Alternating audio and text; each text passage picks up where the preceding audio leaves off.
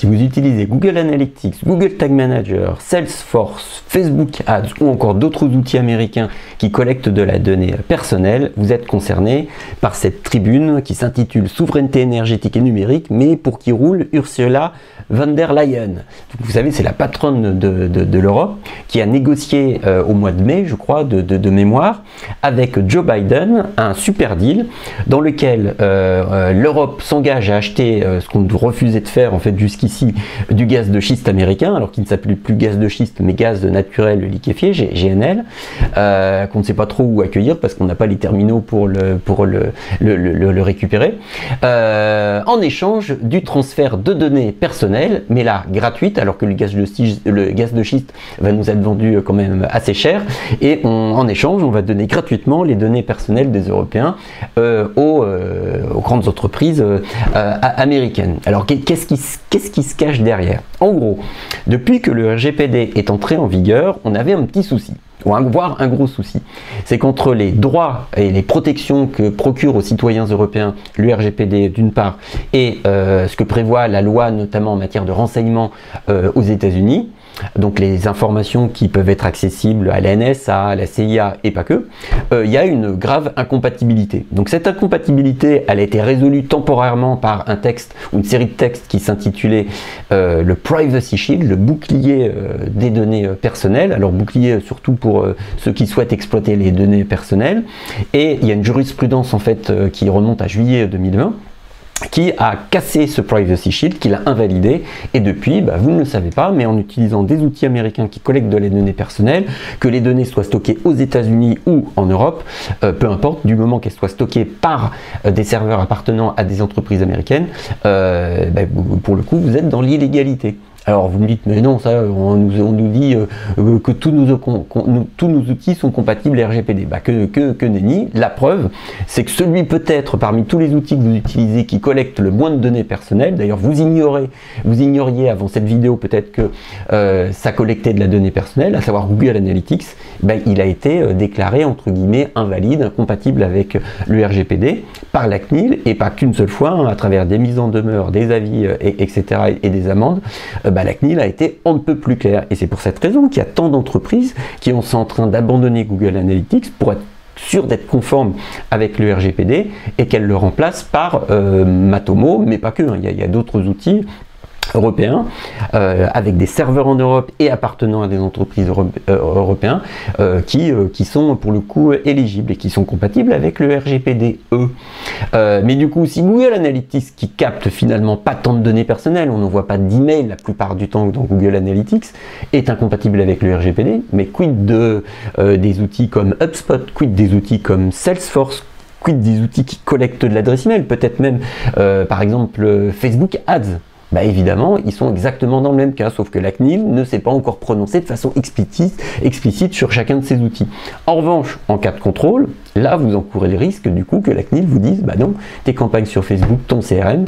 parce qu'ils récupèrent de la donnée qu'ils envoient aux États-Unis ou le RGPD, les droits qui sont conférés par le RGPD aux citoyens européens ne sont pas respectés, et du coup, je te mets en demeure de les mettre en conformité, c'est la formulation, je crois, de la CNIL, sous 30 jours. Alors vous voulez remplacer Google Analytics par Matomo en 30 jours, ça se fait, si tant est que vous compreniez un peu ce que c'est que Matomo, la façon dont ça fonctionne, mais il faut quand même aller relativement vite. Remplacer un CRM par un autre CRM européen, pour le coup, c'est nettement plus lourd. Et alors du coup, là, cette tribune vous concerne, j'y viens enfin, parce qu'elle fait référence en fait à un accord donc du coup qui remonte à mes fournitures de gaz de schiste contre fourniture de données personnelles, mais gratuites, payante pour le gaz de schiste, gratuite pour le coup dans l'autre, mais qui était un simple accord de principe à l'époque en mai. Et donc du coup, Joe Biden, qui oublie plein de trucs, mais pas ça, il y a une pointe d'ironie dans cette tribune de Philippe Latombe, un député Modem, il n'a pas oublié pour le coup qu'il avait signé cet accord oral entre guillemets. Et donc du coup, il a annoncé la publication de textes justement qui prévoit comment le droit américain va se brancher sur le RGPD alors qu'il y a incompatibilité fondamentale pour le coup entre les deux, en attendant que le droit américain soit modifié, et ça passerait par la création en fait d'un organisme, d'une agence, d'un intermédiaire qui empêcherait les agences de renseignement américaines, la CIA et la NSA, d'accéder trop facilement aux données des citoyens européens. Mais pour ce que j'ai pu en comprendre, pas complètement. Et donc du coup, tout redeviendrait pour le mieux dans le meilleur des mondes. Vous pourriez continuer d'utiliser Google Analytics, Salesforce et puis consorts. Alors à condition que ce texte américain soit complété par une série de textes européens, parce que ça ce sont les États-Unis qui ont décidé de cela, que ces textes soient validés par le Parlement européen et ensuite qu'ils entrent en application dans chacun des pays. Et une fois que ça se sera fait, on peut imaginer qu'il y ait des activistes de la protection de données personnelles qui attaquent ces textes de loi et qui les fassent invalider potentiellement, comme ils l'ont fait pour le Privacy Shield, l'ancêtre de ce texte-là qui a été en vigueur entre 2018 et 2020. Donc du coup, si jamais vous avez toujours des outils américains, Google Analytics, Facebook Ads, Salesforce ou bien d'autres, HubSpot ou Mailchimp, tout simplement des outils qui permettent d'envoyer des newsletters, vous êtes dans l'illégalité, ça c'est clair, mais le risque, vous l'estimez probablement comme étant limité. Ce sont toujours les autres qui se prennent les amendes sur l'autoroute, et vous, quand vous faites des excès de vitesse, vous passez à travers les mailles du filet. Là, c'est un peu le même système. La CNIL n'a pas les moyens de contrôler tout le monde, même si elle recrute de plus en plus de gens et que les contrôles en fait se sont accélérés, se sont multipliés